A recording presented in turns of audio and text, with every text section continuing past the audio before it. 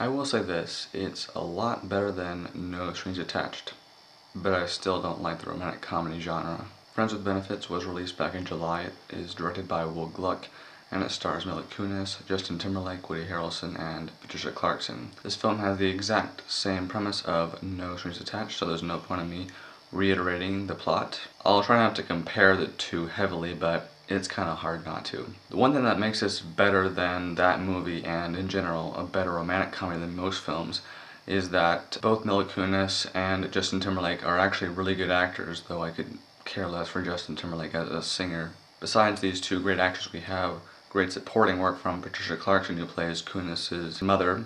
Then we have Woody Harrelson, who plays a co-worker of Justin's, very funny. And then we have Richard Jenkins, who plays Justin's father in the movie, who has a bit of a sad story but is still very, very good in his role. This film is, as a whole, well written, well acted, and well directed, and the cinematography is good, but it's a little bit overexposed at times, letting the light in a little bit too much, and it's getting that idea across to you that this is a light-hearted film, but it's at times a bit too light.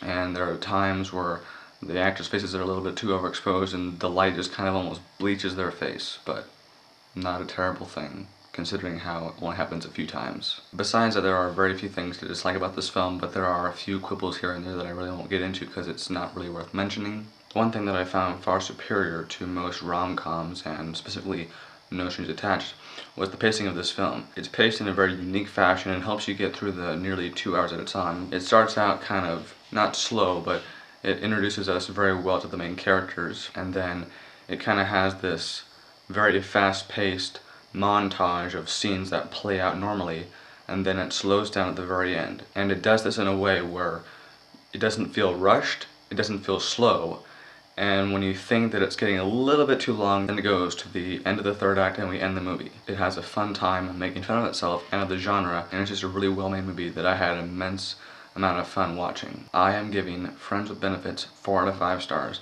It's one of the more surprising films of this year for me.